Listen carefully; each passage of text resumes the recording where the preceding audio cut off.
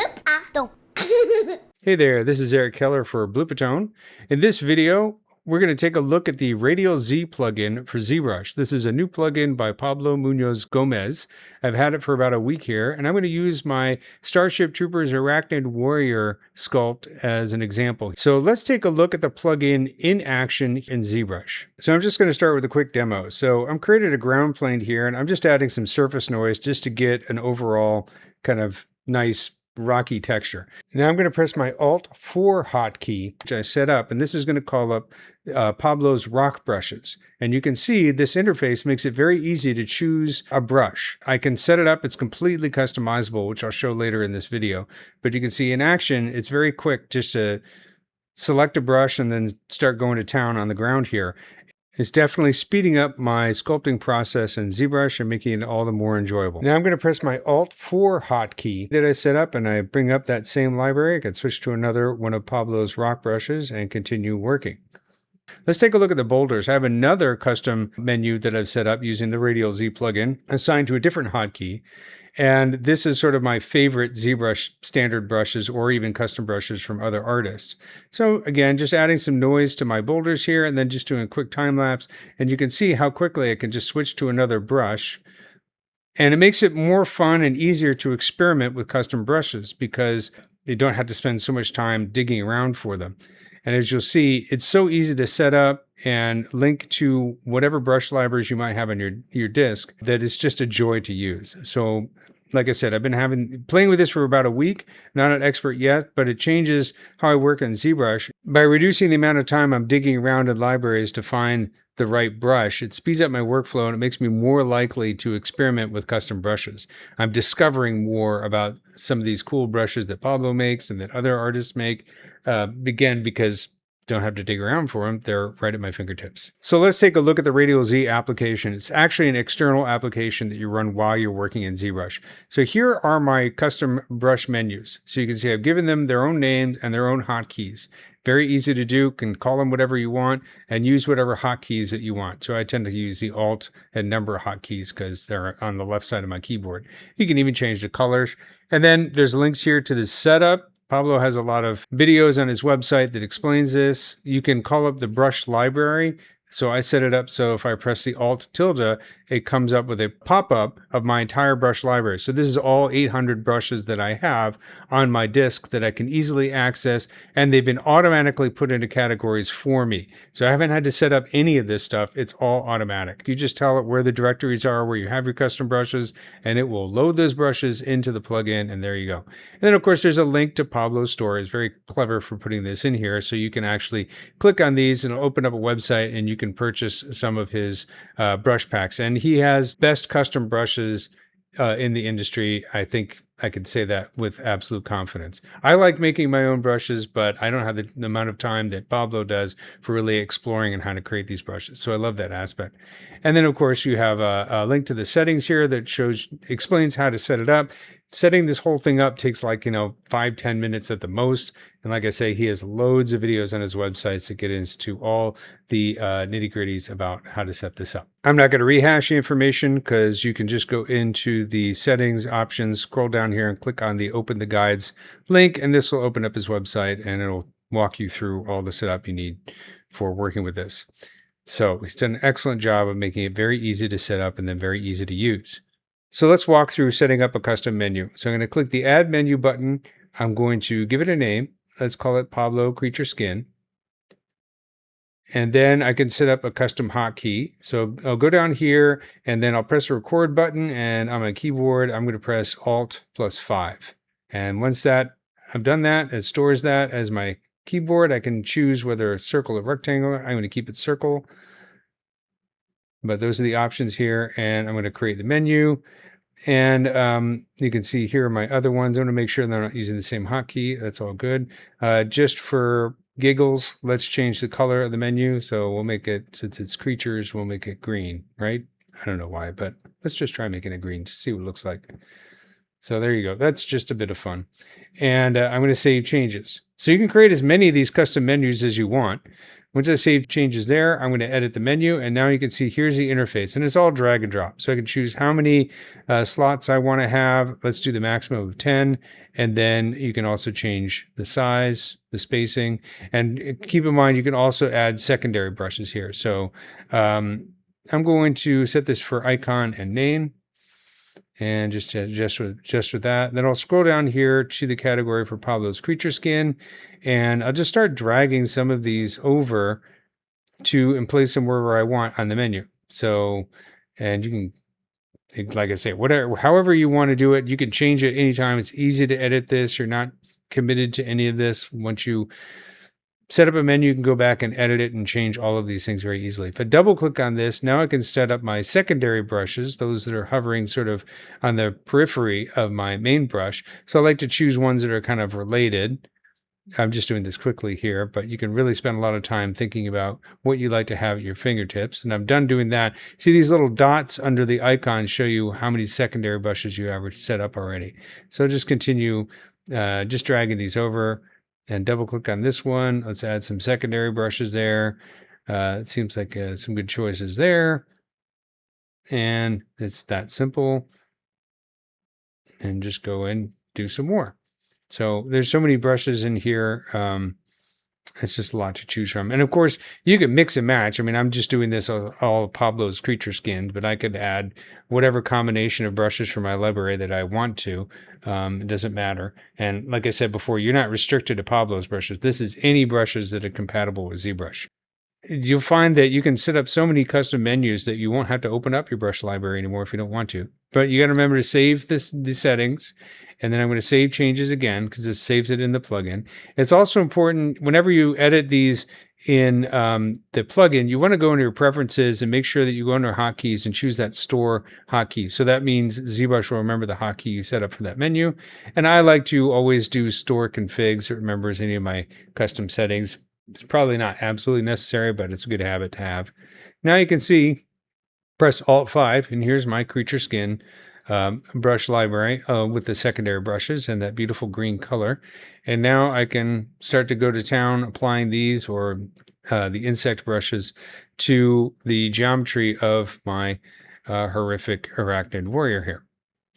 So I'm going to choose one of these brushes here just to play with a little bit. Let's pick this one and zoom in the eye area here. Let's just turn on the solo button. Nope, that's a little bit too big. I'll undo that, reduce my brush size, and just start applying some nice little bumpies around the eye here. This is why the Arachnid Warrior is so grumpy, is he hasn't had a lot of sleep. So he'll add some more texture around the eyes there. Zoom in so it's a little bit easier to see. It's a lot of fun. I do have a live stream on my website, links to my website on Bloopatone. If you want to see the entire process for creating this Arachnid Warrior from the very beginning, I did a ZBrush live stream that shows that. I've already done, obviously, a lot of work on this, so now I'm in the detailing phase, which is the most fun. So we could switch back to like a time lapse and just take a look at some of the insect brushes in action.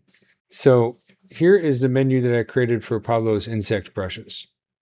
And you can see I've organized them kind of loosely based on the type of brush so I can easily get to them. And there's a lot of really cool ones for detailing in here. I think it's really excellent stuff that he's done. So I'm going to pick one, maybe some of these lines, something with a, kind of like to give a little bit of a texture here to the exoskeleton of my Arachnid Warrior. Really want to make him look like this guy's been in a lot of battles. And you can see how quickly it is to switch from one brush to another. So a couple of things about when using the plugin. For one thing, this uses the ZBrush Python functionality, which was only available in ZBrush 2025. So if you want to use the RadialZ plugin, you have to be using ZBrush 2025 or later. The other thing is, since this is an external application, it's an exe that's running in parallel to ZBrush, there is a slight couple second delay from when you hit the hotkey and when the menu pops up. So, but it's still less time than it is to hunting around in the menu. So I don't mind that so much, but it's just something to be aware of if you start using the plugin and you have a little bit of that delay there. That's normal. Also, currently this is only available for the Windows version of ZBrush. It doesn't have a Mac version yet. If you're using ZBrush in a Mac and you want this plugin, you can pester Pablo and see if he can find the time to actually port it over to Mac, but I don't know what's involved in that because I'm using Windows. I know he said that he created this plugin originally just for himself with a friend of his. It came out so well that they decided to release it to the public. And I'm glad they did because it's truly awesome. The last thing I wanted to talk about was setting up a Radial Z menu for something other than brushes. So I'm going to use the storing morph targets, which is something I do fairly frequently, as a custom Radial Z menu. So if I go into Radial Z here, I've created a new menu called morph targets, and I assigned it Alt 6. So I just press record, press Alt 6, and now Alt 6 will call up this menu. So when I set up the menu, I chose rectangle instead of circles. Let's go out here, and under the menu itself, I named it morph targets. I go in here to edit menu, and I set this to just 4 buttons using this slider down here. And rather than dragging and dropping brushes, instead, I'm going to these various buttons. So if I click on this button right here, I give it a name, store morph target, and then I've set up a hotkey in ZBrush, and then I'm using the same hotkey here in Radial Z. So I've done this for store morph target and delete morph target. Let's create a button for switching morph target. So I'll go to slot 2 here. Let's just name this switch morph target. And I'm just going to choose save and close here. I'm just going to go quickly into ZBrush. I need to set up a hotkey for that switch morph target button. So here in the tool palette, we have tool palette going down to morph targets, found the button for switch. I have it on my custom menu down here, but let's just work in here. I'm going to press Control and Alt and click on this button. Now it's listening, and I'm going to assign a hotkey. So I'll choose Alt B. I'm going to press Alt B.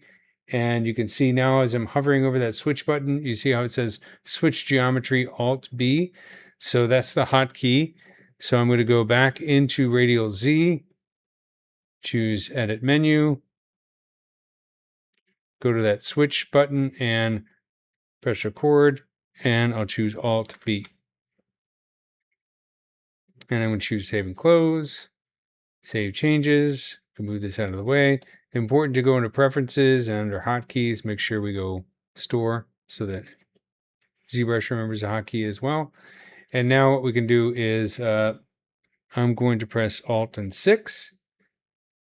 This brings up my menu. I don't have anything here yet, but you can see I'm going to store a morph target. And then let's just draw some stuff right there. You can see the morph target is stored because the delete morph target button is available. And I'm going to press Alt 6, switch morph target, Alt 6, switch morph target, Alt 6, delete morph target. Now there's no more morph target. Okay, so let's add the create difference mesh functionality to that morph target menu. So first thing I want to do, make sure we have a hotkey set up for this button. At the moment we don't, so I'm going to press Control and Alt, click on this button. It's listening for the hotkey, so I'll choose Alt comma. And Alt comma is now the current hotkey, so that's good.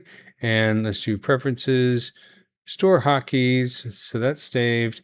Now let's go into Radial Z. And I have my morph target menu selected, and I'm going to choose edit menu. And we'll go to the slot 4. Let's name this create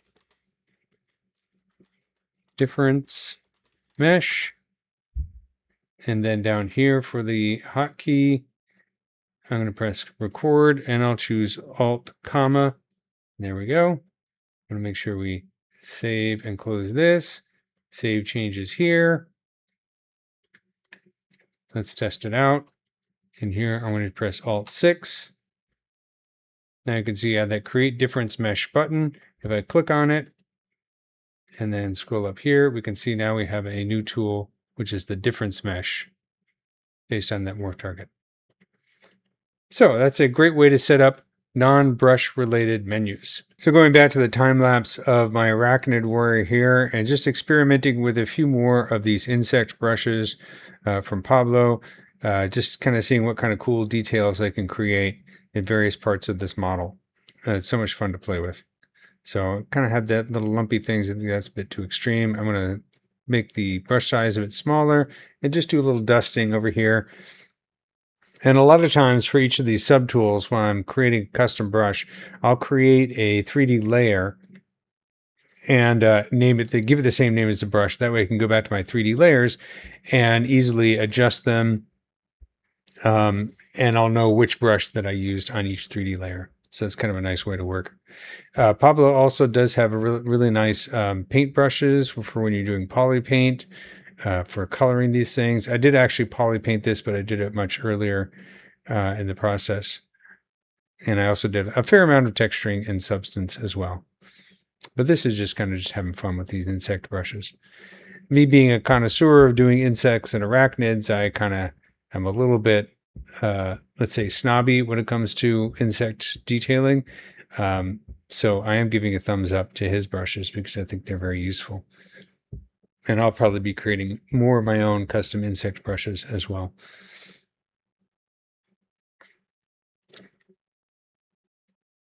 So this is probably a bit more detailed than they had the original movie. I was watching the original movie from the 90s, the Starship Troopers. It's still amazing, the quality of the CG, considering how old the movie is. It looks really, really good. But it's also got a very interesting sort of over-the-top cartoony style to it, which I love. So yes, I know I'm digressing into movie reviews here, but you can kind of see. And this is my own take on the Arachnid model as well. I did some research and looking at other versions of this creature online that other people have done, and everybody kind of has their own take on it. So you see a lot of different variations in it. So I deviated a little bit from the original Phil Tippett model. But there you can see, got some cool details going. Really enjoying using Pablo's RadialZ. I'm going to be using a lot more in the future, especially on my live stream, which I do every Monday. Come check me out on the ZBrush live stream channel. And there you go. Very cool. Very pleased with how it came out. I used a lot on the rocks there on the base, as well as on the model. For the final turntable, I exported everything to Cinema 4D and rendered with Redshift with some blue lighting, kind of reminiscent of the original movie from the 90s, and some spotlights on it, a little bit of smoke. I think it looks pretty cool. Hopefully I get a chance to 3D print it. Please like and subscribe to the channel for more ZBrush and ZBrush bug-related videos. Hope you enjoyed it, and also check out the RadialZ plugin when you get a chance. Thanks a lot. Bloopatone.